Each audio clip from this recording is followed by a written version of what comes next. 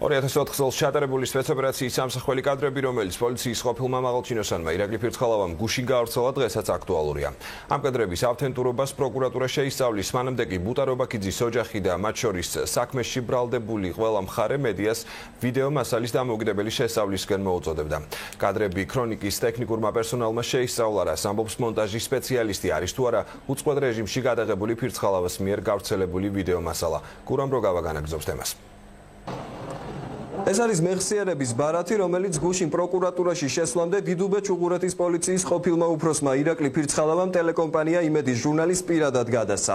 მეხსიერების ბარათზე წარმოდგენილია გუშინ გავრცელებული კადრების სრული ვერსია, რომელიც დღეს იმედის ტექნიკურმა ჯგუფმა დაწვრილებით შეისწავლა. მონტაჟის სპეციალისტი დავით ქართველიშვილი სწავლობდა კადრებს და აღმოაჩინა რამდენიმე ხარვეზი, რომელიც სერიოზულ ეჭვებს ბადებს.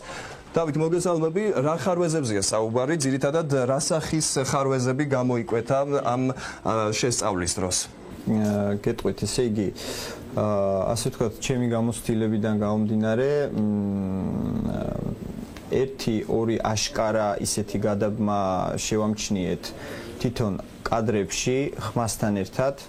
მე გაჩვენებთ შემდგომში, როდესაც დავასრულებ. ანუ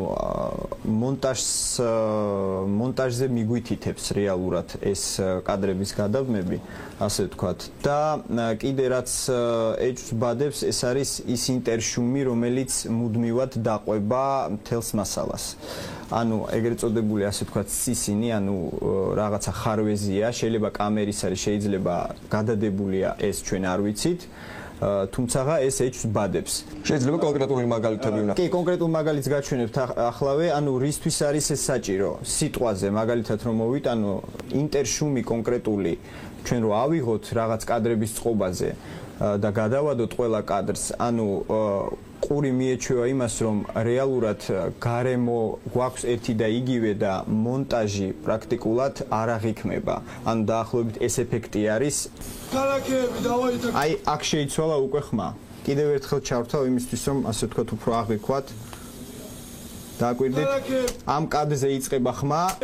კადრი შეიცვალა და უკვე გამოჩნდა ის ადამიანის არ წყდება, თუმცა არის ხმა არ წყდება, მაგრამ კადრების წყვეტა არსებობს, ეს აშკარაა.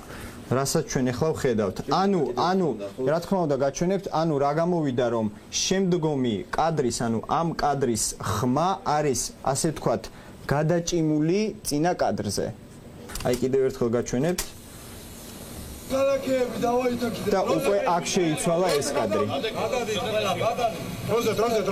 ეს ასე ვთქვათ, ძალიან აშკარა მაგალითია და ძალიან კარგი მაგალითია იმისა, რომ ვთქვათ, ჩვენ ეჭვი შევიტანოთ იმაში, რომ შესაძლოა ეს იყოს მონტაჟი, შესაძლოა. ანუ ზოგადად ეს კადრები ქმნის არაპროფესიონალისთვის ეფექტს, რომ ეს არის უწყლოდ რეჟიმში გადაღებული?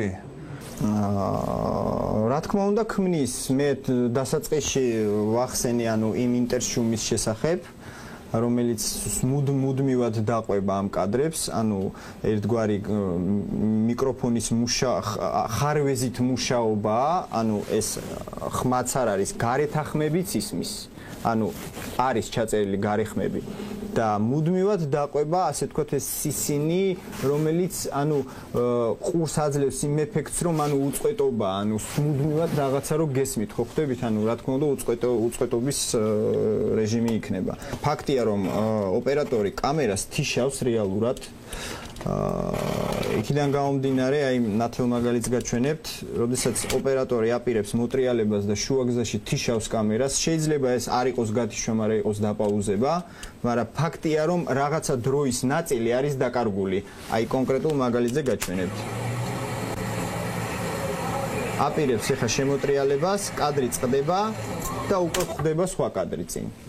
დასაწყისში არის აგრეთვე საეჭო ვითარება იმ თვალსაზრისით, რომ ფოკუსი არის დაკარგული კადრზე. რა ვიცი, ძალიან მარტივად შესაძლოა გაკეთდეს ზუსტად იგივე ეფექტი, ანუ ფოკუსი დაუკარგოთ მკვეთრ კადრს და მივიღოთ იგივე ეფექტი, რა ეფექტიც ადევს ამ კადრს რეალურად. კამერის დაპაუზების თუ გამორთვის ინტერვალი არავინ არ იცის. ამას ჭირდება უფრო, ასე ვთქვათ, სიღრმისეული ანალიზი.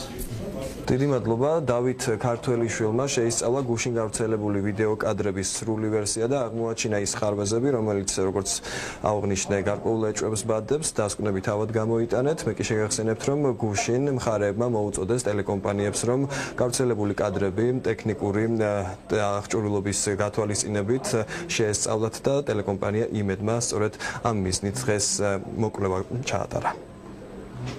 ექსპერტიზა დაადგეს რა თქმა უნდა, მაგრამ ჟურნალისტები ვინც ნახავენ, ყველა მიხვდება რა არის იქ.